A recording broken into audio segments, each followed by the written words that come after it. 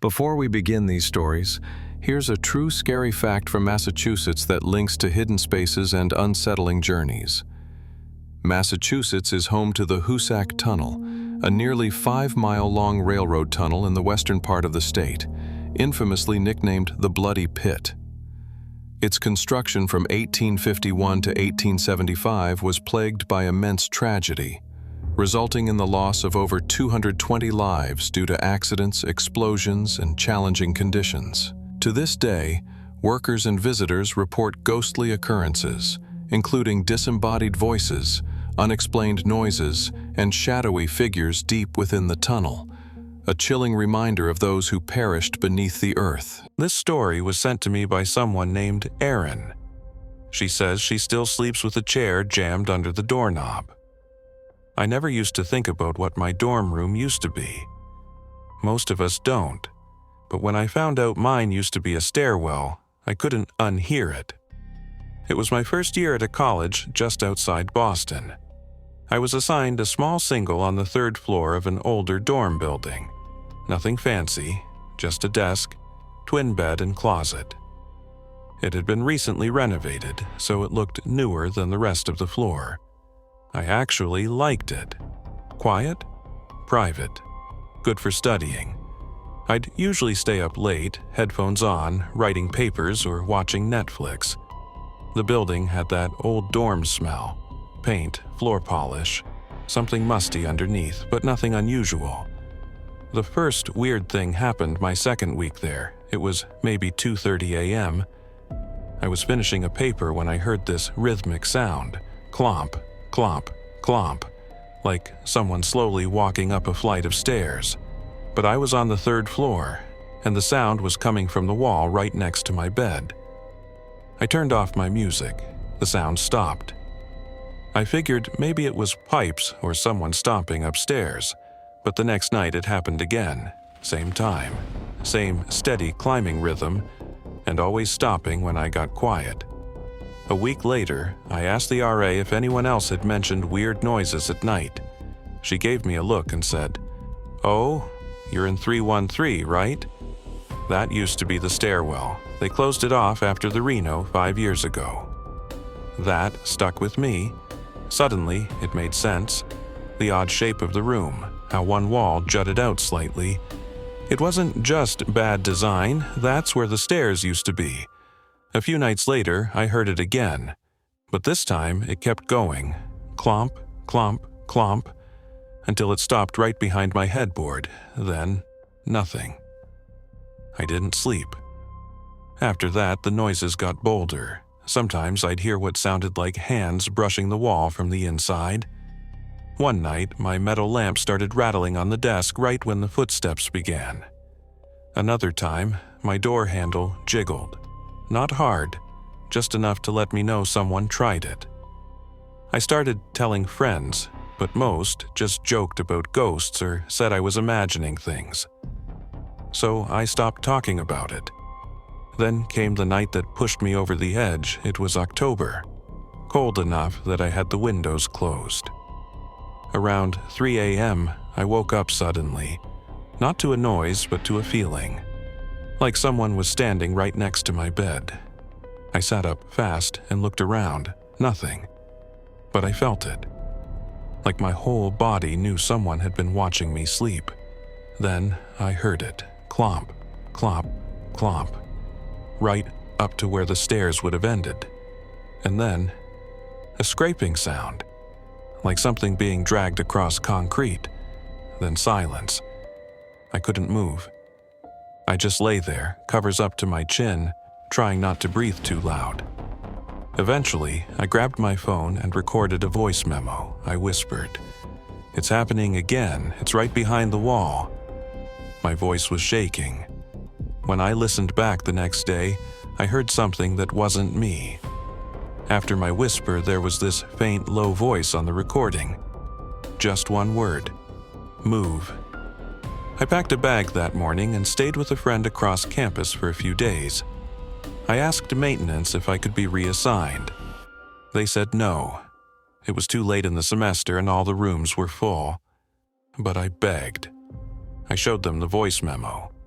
They said it was probably interference or background noise.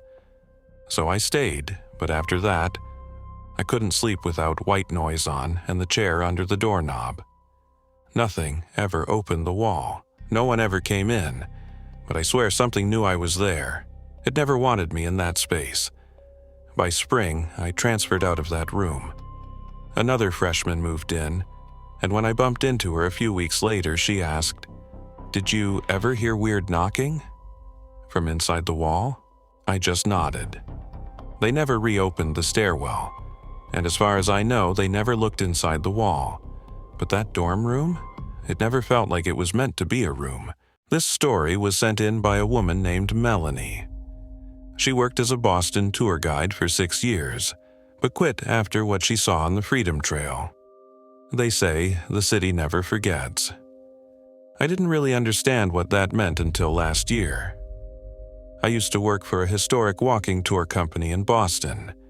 We wore old-fashioned clothes, bonnets, corsets, the whole colonial look. My route was the popular one, the Freedom Trail. Paul Revere, the Old North Church, the cemetery stops, history, nerd heaven. Most of our groups were tourists, school kids, families, retirees. I gave the same 90-minute speech 4 times a day. I could do it in my sleep. Nothing weird ever happened. Until that Thursday in late May. It was our second tour of the day. I had a group of about 15, mostly out-of-towners. We were stopped in front of the granary burying ground when I noticed a man standing off to the side. Full colonial gear, tricorn hat, navy coat, breeches, but unlike us, his costume looked old, worn, like he actually lived in it. He wasn't part of our company, I was sure of it. He didn't smile or take pictures, just stood there, arms crossed, staring straight at me. Not at the group, me. I brushed it off. Maybe another guide playing a prank. But he followed us. Every time we stopped, King's Chapel, the Old South Meeting House, he'd be somewhere nearby, always watching, never speaking, never interacting with the tourists. It rattled me. Back at the office, I asked around, nobody knew him, and no other guides had seen him. The next day, he showed up again, same outfit, same stare. He stayed on the edges, always outside the group. Never crossed the invisible line between observer and participant. By the 3rd day, I was getting nervous. He was there again, and this time, I stopped the tour midway and walked right over to him. "Hey," I said, trying to keep my voice casual. "You following my group?" He didn't answer, just tilted his head slightly. "Are you with one of the other companies?" He slowly reached into his coat. I took a step back, but all he pulled out was a small object wrapped in a handkerchief. He extended it to me. I didn't take it. "What is that?" Still no answer. And then he turned around and walked away, not hurried, not panicked, just calm and deliberate, around a corner and gone. The group caught up to me, and I tried to laugh it off, but I couldn't stop thinking about that bundle. That night, when I was locking up my coat in the office closet, I saw something on the top shelf. A small cloth bundle. Same handkerchief I'd seen earlier. I looked around. No one else was in the office. I picked it up. Inside was an old replica pistol, rusted and dusty. Looked like it had been buried for a while. But here's what made my stomach drop. Scratched into the side of the pistol grip in tiny rough letters were my initials. M.K. No one in the office knew my middle name. Nobody. I checked the security cams. Weirdly, the footage for that section of the day was glitched, just static. I didn't sleep that night. The next morning, I brought the pistol to my boss. She thought it was a prank and told me to leave it on her desk. I watched her lock it in a drawer. That afternoon, the man showed up again. I ignored him and pushed through the tour. Tried to focus on my script. But near the end, at Copp's Hill, I felt someone standing directly behind me. I turned around fast. He was there, inches away, his eyes locked with mine, and he whispered something I didn't understand. Then he backed away and disappeared into the crowd. I quit the next day. A week later, my boss called to say the pistol was gone, drawer still locked, no sign of a break-in. I still live in Boston, I still walk by the Freedom Trail, but I've never seen that man again. Some people say he was just a committed reenactor with a dark sense of humor. Others think it was something weirder, but I know this: he wanted me to see him, just me, and I don't think I was his first. This story came from someone who worked maintenance on the Green Line. He asked me not to share his name, but he said if you ever find an old door underground in Boston, don't open it. I used to do graveyard shift maintenance for the T, mostly cleaning, small repairs, and inspections. The stations all have that weird quiet at night, echoes, flickering lights, the occasional rat scuttling by. You get used to it. This happened at a lesser-used station. I won't say which one, but it's one of the older stops. Narrow platforms, green tile walls, barely updated since the 70s. We had a report about a busted water valve somewhere near one of the service corridors. Around 2 a.m., I went in alone with my gear. It was the kind of hallway riders never see. Concrete walls, old pipes, peeling signs that say "staff only" and "danger." I found the valve, easy fix. As I was heading back, I noticed something strange, a metal door I'd never seen before. It looked older than the rest, flat gray with a thick brass handle. No signs, no number, no lock, just there. It was slightly ajar. I radioed dispatch. "Hey, did we unlock a door near Corridor B?" They checked. Negative, no access points listed there. I pushed it open. It led to a second tunnel, way deeper, narrower, damp. I felt cool air rush out like I had opened a freezer. On the wall was a faded sign, almost invisible. "No entry. Maintenance level 2. 1976. I took a few steps in. The lights were old fluorescents, but still working. Some flickered. It felt like walking into a forgotten shelter. There were more doors down the tunnel, all closed. I walked past one, then stopped when I saw something that made my blood run cold. One of the lights had a label on the wall under it. Faded, but clear. Active. I backed up slowly, then I heard it. Metal dragging on the floor somewhere deeper in the tunnel, like someone pulling a toolbox or chains. "Hello?" I called. Nothing.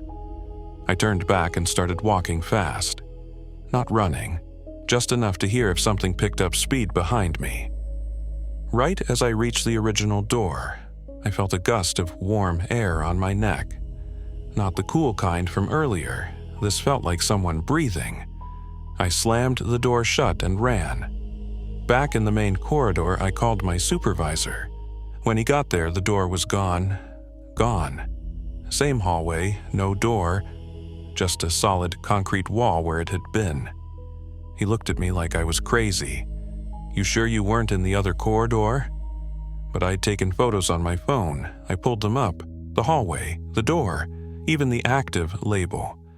Only, in every photo, the door looked sealed shut, like it was never opened.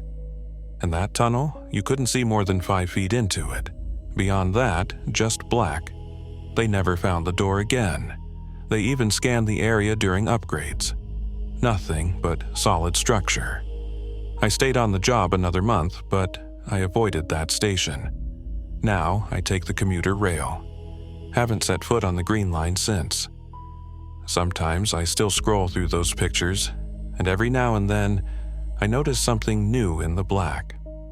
Just barely visible. A shape, maybe a person, or maybe I'm just looking too hard, but I know what I saw. I know I walked through that door, and someone, or something, was already down there.